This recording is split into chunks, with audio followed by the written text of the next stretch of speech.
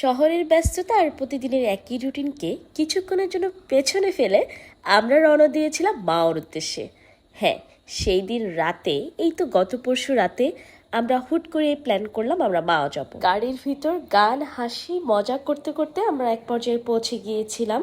অনেকগুলো রেস্টুরেন্টে ওখানে থাকে মাওয়া ঘাটে, আপনারা যারা যান আপনারা জানতে পারবেন। আমরা অবশ্যই একটা চুজ করেছি আমাদের মন মতো, শুনেছি এখানে খাওয়া ভালো, তো আর কি আমাদের মাওয়া ঘাটে যাওয়া হবে আর ইলিশ খাওয়া হবে না এটা তো হতেই পারে না, নিশ্চয়ই ইলিশ খেতেই গিয়েছিলাম। আচ্ছা, খাওয়া দাওয়ার পর্বটা আমি অবশ্য খুবই অল্প রেখেছি, খুব বেশি ডিটেলসে রাখিনি, একটু কাটাকাটি করছিলাম, ইলিশ খেয়েছি সেটা স্মৃতি হিসেবে ধরে রাখার জন্য একটু অ্যাড করেছি। ও হ্যাঁ, আবার মাছটা একটু ভাজা করছিল, সেটাও অবশ্য একটু ক্লিপ নেওয়া হয়েছিল, সেটা এখানে অ্যাড করে দিচ্ছি। আর আপনাদের যারা এখন পর্যন্ত এই বৃষ্টিতে মাওয়াতে যাননি তাদেরকে একটু লোভ লাগিয়ে যাচ্ছি, এই আর কি, আর ভিন্ন কিছু না। আমি বলবো সবচেয়ে বেশি ভালো হয় সবাই গ্রুপ করে গেলেই মজা করে ইলিশও খাওয়া যাবে আর অনেকগুলো স্মৃতিও জমা হবে, যেমন আমাদের জমা হয়েছিল। ও হ্যাঁ, এক নজরে আমরা যে রেস্টুরেন্টে গিয়েছি সেটার একটু ক্লিপ আপনাদের সাথে শেয়ার করছি।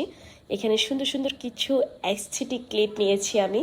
আর এই যে ঝুম বৃষ্টি, আমরা আসার পথে এত সুন্দর বৃষ্টি দেখে যে কারো মন ভালো হয়ে যাবে। ও হ্যাঁ, মাওয়া গিয়ে এবারে কিন্তু আমরা সূর্যোদয় দেখতে পাইনি আনফর্চুনেটলি, বাট যতবার আমরা মাও গিয়েছি সূর্যোদয় দেখেছি।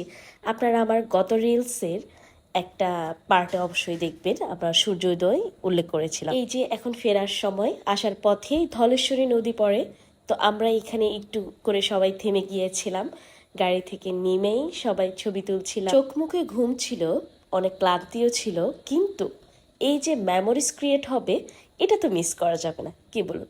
লাইফে সব সুযোগ আসলে দুইবার আসে। আমার ভিডিও কেমন লেগেছে অবশ্যই জানাবেন, আর আপনাদের মাওয়া যাওয়ার এক্সপিরিয়েন্স অবশ্যই শেয়ার করে যাবেন। সবাই ভালো থাকবেন, দেখা হচ্ছে নেক্সট ভিডিওতে। আল্লাহ হাফেজ।